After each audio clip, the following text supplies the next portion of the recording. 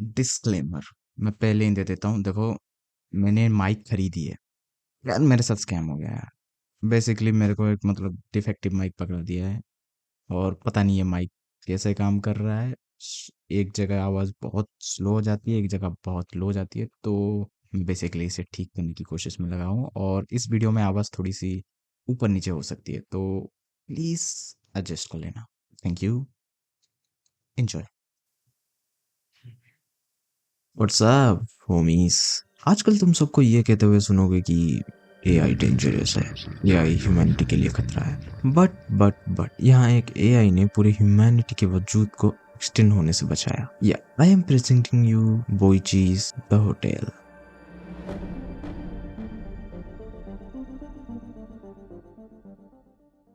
इस कहानी की शुरुआत होती है ऐसे भविष्य से जहां दुनिया खत्म होने की कगार पर है, लेकिन ये किसी न्यूक्लियर वॉर या एलियन इन्वेजन से नहीं हुआ, बल्कि हम खुद इंसानों के हाथों से हुआ है।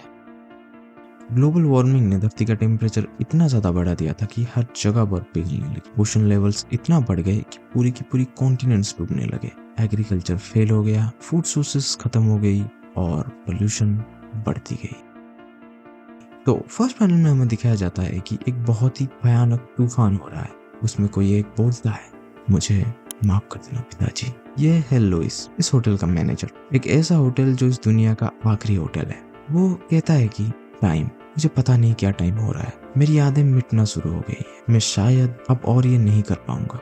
और हमें एक फ्लैशबैक दिखाई जाती है जहां हमें बताया जाता है कि ह्यूमंस ने फ्यूल के लिए पैंडोरास बॉक्स यानी कि ओशन को ओपन कर दिया। यानी कि ग्लेशियर पिघल गए और कॉन्टिनेंट्स डूब गए। फॉर फैक्ट, ओशन में सॉल्टेड वाटर और मीथेन गैस की मात्रा काफी होती है, और जब कार्बन डाइऑक्साइड, मीथेन और गर्म भाप मिलते हैं तो ग्रीन हाउस इफेक्ट होता है और दुनिया के लोड़े लग जाते हैं।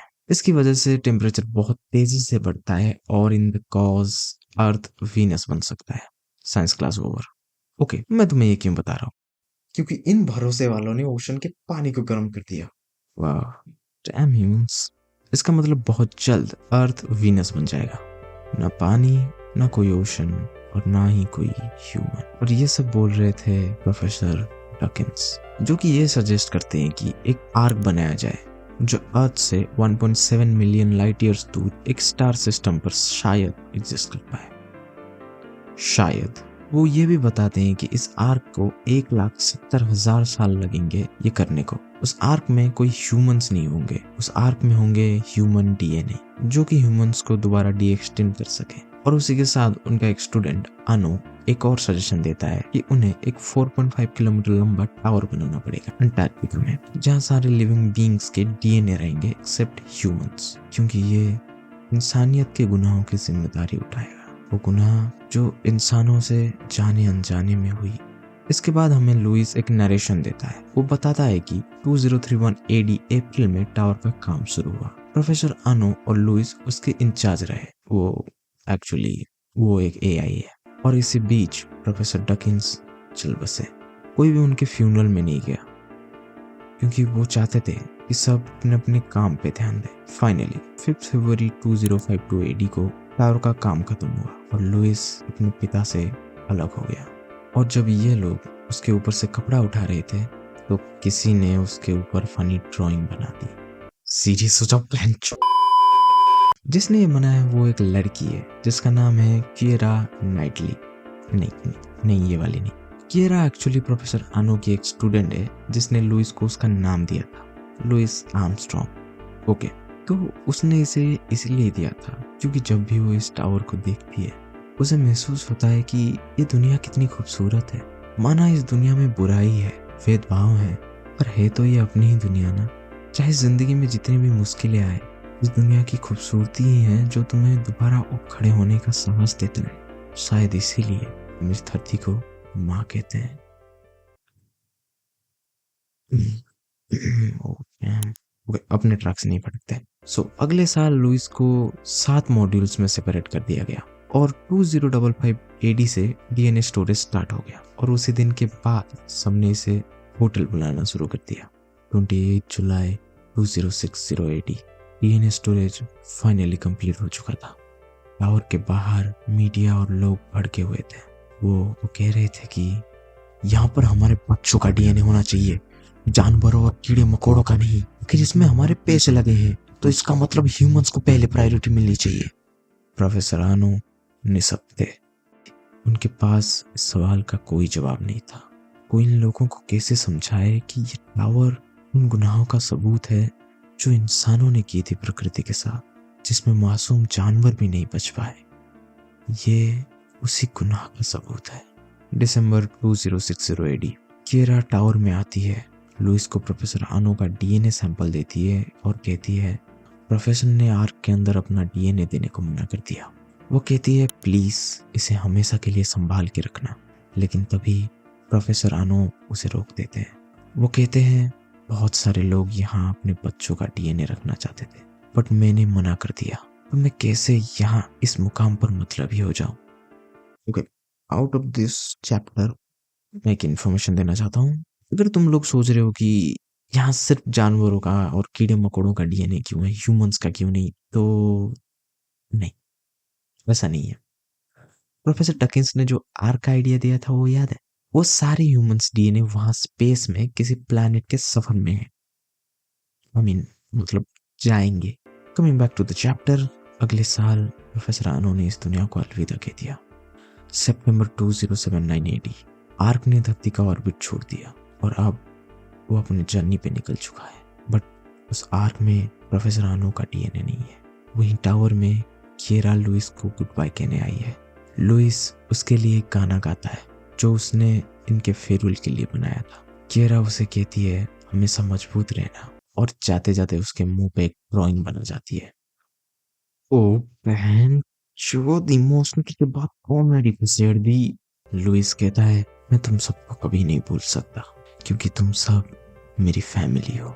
और हमें लुइस के गाने के साथ साथ एक मोन्टाज दिखाई जाती है जहां आर्क स्पेस में ट्रैवल कर रहा है और दुनिया धीरे धीरे खत्म हो रही है। तो अब से हम जो देखेंगे वो सारे लुइस के बोल होंगे, बट मैं इसे थोड़ा अपने स्टाइल में और थोड़ा ड्रामेटिकली बोलूँगा कॉपीराइट अवॉइड करने के लिए, बट मैं प्रॉमिस की मज़ा डबल आएगा। 2130 एडी, समंदर जो कल तक सब कुछ अपने अंदर डुबा रहा था आज वही पीछे हट रहा है, लेकिन अब आसमान का बोझ पड़ने लगा। हवा भारी हो गई है। शायद इंसानियत का ज़्यादा हिस्सा अब तक खत्म हो चुका है। 2250 एडी, यहाँ तो सिर्फ 30 डिग्री सेल्सियस है, लेकिन इक्वेटर के पास समंदर उबल रहा है। पानी में से धुआं उठ रहा है जैसे धरती खुद जल रही हो। हवा में कार्बन डाइऑक्साइड की मात्रा 30 से भी ज़्यादा हो चुकी है और अब हर सांस जहर लगती है। 2251 एडी, हैरानी की बात यह है कि कुछ लोग अभी भी जिंदा थे और मिलने भी आए, लेकिन उनका चेक इन एक रॉकेट लॉन्चर के साथ एक बहुत बड़ा तूफान आया, शायद इतिहास का सबसे खतरनाक। उसके बाद कोई भी मिलने नहीं आया। तूफान कभी बंद नहीं हुआ, तो मैंने इन्हें एटमॉस्फेरिक करंट नाम दे दिया। अप्रैल 2323 एडी, लंबी जिंदगी जीने के लिए सावधानी जरूरी होती है। मुझे टावर की रीचेकिंग करनी पड़ेगी। ओरिजिनल 7 मॉड्यूल्स में से 4 खराब हो चुके हैं। अब मुझे और नए मॉड्यूल्स बनाने पड़ेंगे। 2372 एडी, इंसान की गलतियां उसकी पहचान होती है। उसी गलती की वजह से आउटर वर्ल्ड खराब हो चुका था। मुझे इमरजेंसी में उसे ठीक करना पड़ा। मैं बनाए हुए से ज्यादा जिंदा महसूस कर रहा था। 15 साल बाद मैंने खुद के पार्ट रिप्लेस करने का तरीका ढूंढ निकाला। मैंने उस चेहरे को दोबारा बनाया जो मेरी माँ की मेरे प्रति आखिरी तोहफा थी। वो माँ यानी कि केरा, क्या करे एआई है। 2543 एडी, मैं अपनी बॉडी को कई बार बदल चुका हूँ, करीब 142 बार, और बदलाव के साथ वक्त की दौड़ तेज होती गई। लेकिन एक बात समझ में आई, हर नई रिप्लेसमेंट के बाद कुछ अपनापन खो जाता था।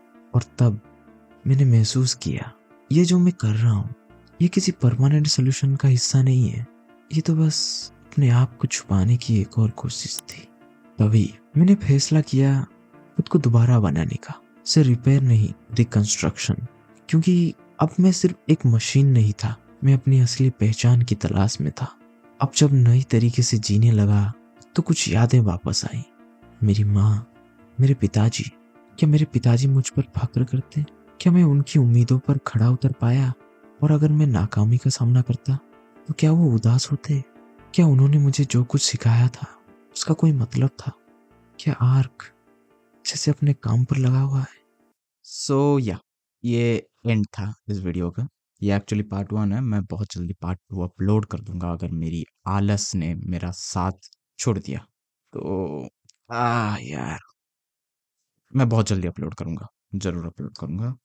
And thank you for watching and सायोनारा होमीस।